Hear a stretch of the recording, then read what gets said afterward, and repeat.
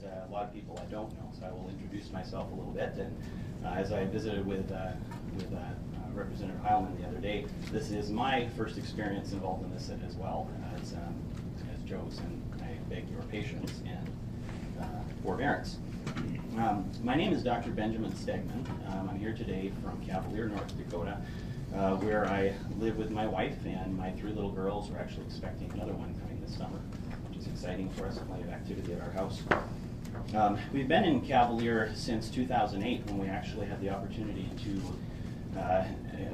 experience a dream come true for me in being able to establish the first veterinary practice in Pembina County for over 75 years. And that as well has been a very educational experience.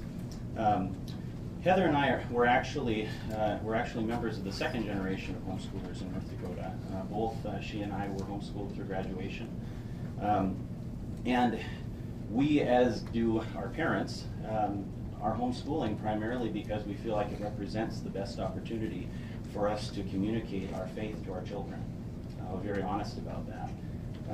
But I can testify personally to the benefits of home education in terms of the lifelong love of learning that I can thank my parents for. And I'm really privileged to be continuing that legacy with my children now as the 2nd generation of homeschooling in North Dakota. So I'm here today in 2 roles.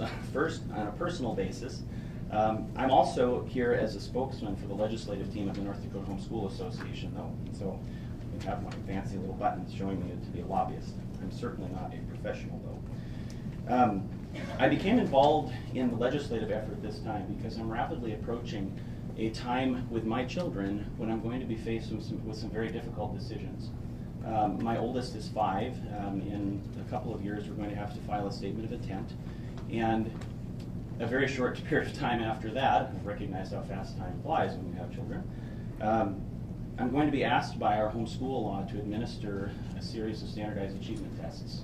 Currently, our law requires that to be done in grades 4, 6, 8, and 10. I'm here because I oppose that practice.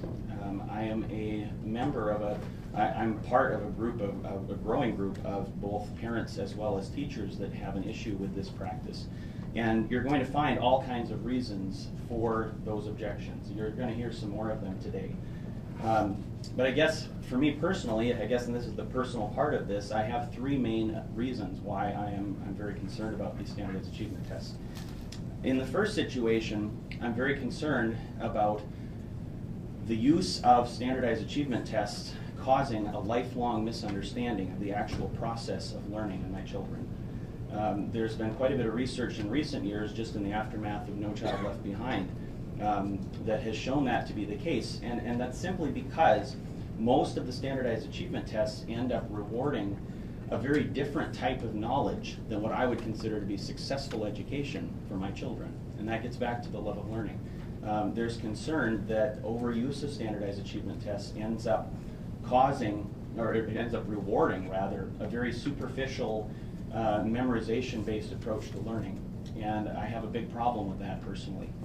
The second reason is somewhat associated with that. One of the main reasons why I am homeschooling or intend to homeschool has to do with my intention to tailor the educational experience of each of my children to their individual strengths, their weaknesses, and their interests. The forced march of the chronology of standardized achievement testing is incompatible with that goal for me. The last issue that comes up, and it's directly related back to my faith and my personal belief, and I think it's shared by a number of the people in this room, has to do with the control over the content of the tests. Right now, the tests that homeschoolers take in North Dakota are any nationally normed reference test. And as part of those rules, they have to be administered by a certified proctor. It has to be a certified teacher. Parents do not have any kind of control over what's in that test. This represents a distinct departure from my freedom as a homeschooler within the realms of the standards that are set by our state in terms of subject material and everything else. The freedom that I have to decide when and how my children are going to be exposed to various socio-political and psychological norms is completely taken away with the standardized tests. And for these reasons, I I have to be very honest with you that I could not administer one of these tests to my children. It would go against my personal beliefs. I'm admittedly speaking from a very vested interest here. I'm very involved in my community. I just was mentioning that I have a successful business that we're developing. I have the distinct benefit of having my children in very close proximity to both their sets of grandparents. That was a huge reason for us moving back to North Dakota. And I find it very disturbing that something as inane as an overly restrictive homeschool law could force me to give that up. And I guess I bring that up not to just say, well, if you don't change the law, I'm going to leave. I'm merely trying to show you that this is very meaningful to me personally. And I'm looking forward to seeing what the second generation of homeschoolers can do in North Dakota, given what's happened over the last 15, actually closer to 25 years. And we're merely asking for flexibility for that to occur with this bill. I'm going to not go into a lot of technical details. Chuck covered a few of them. I'll certainly be happy to try to answer any questions that you may have with respect to that. But I want to jump right into the actual reason why we're proposing this bill and try to show you to some degree the continuity from last session. Because I know sometimes it's hard. You guys have a lot on your plate, and hopefully I can refresh your memory a little bit. But I think one point that we can all agree upon here is that we're approaching this issue from a completely different background than a lot of states. We have a history of very strong commitment to educational quality in North Dakota.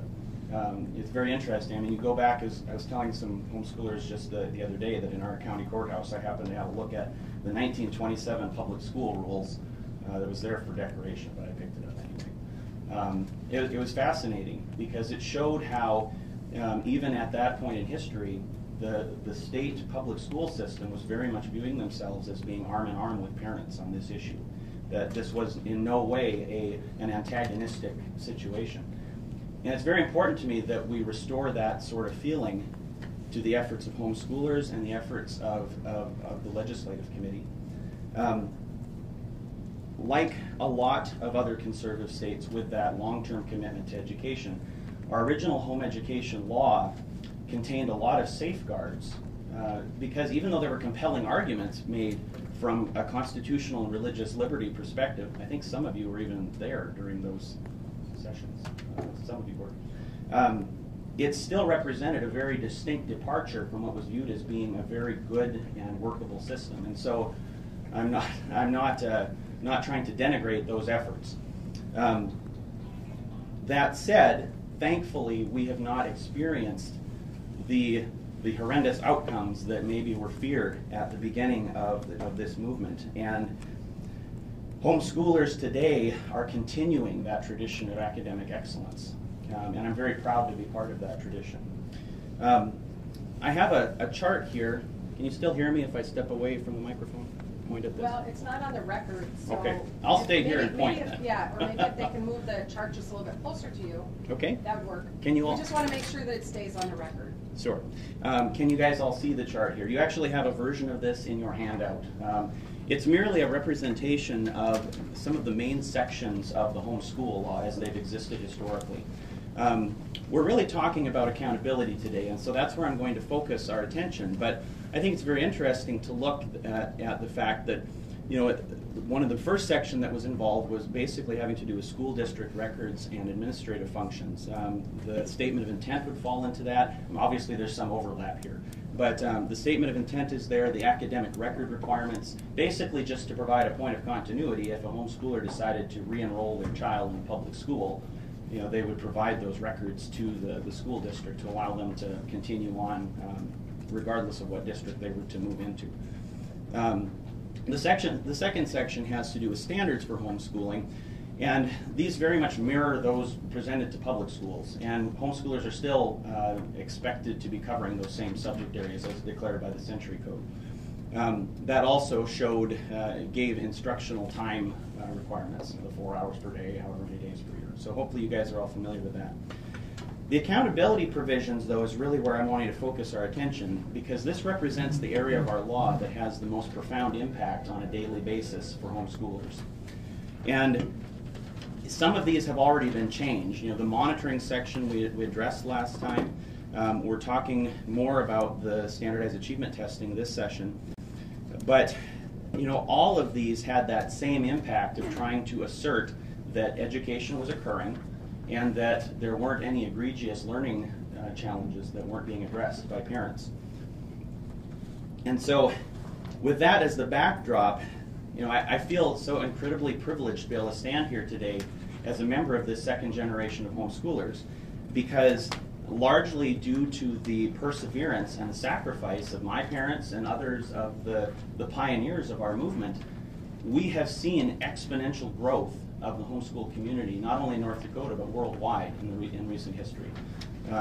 You know, the North Dakota Homeschool Association has actually been around since 1985, which is a full 4 years before homeschooling was even legalized here.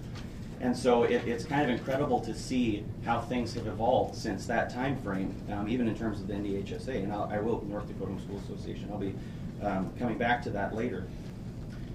The main point of bringing up the history of homeschooling and the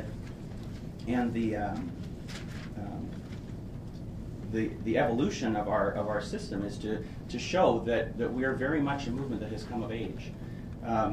The probation period that we were under is very restrictive, and I'm here to urge you to support relaxation of those issues.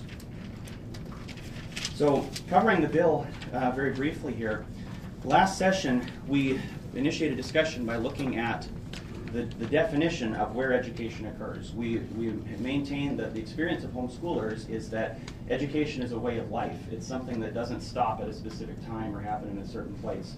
And in keeping with that, we updated the language of the law to allow much more flexibility for field trips, for educational activities that happen outside the child's home. Is the language that was in the bill. We also focused on monitoring, though, and that's an important point because in association with the coming of age of our movement, we've seen such an evolution of the resources available to new homeschoolers that the support structure of the monitoring system just simply isn't necessary anymore. There's so many different mechanisms to help new homeschoolers that we were suggesting that we move beyond that. We've continued that line of reasoning this session by starting our focus on the mandatory remediation plan. Right now, any child that scores below the 30th percentile is automatically subjected to external assessment by a public school official. It doesn't necessarily mean that they can never homeschool again, but unfortunately, it represents a very invasive and stressful high-stakes pressure on a lot of homeschoolers, simply because our movement has so many resources for those people that I think it ends up often limiting their interest in pursuing remediation immediately if you actually have struggling children. Because there's always that fear that if I get that poor test score, we're going to be on probation again.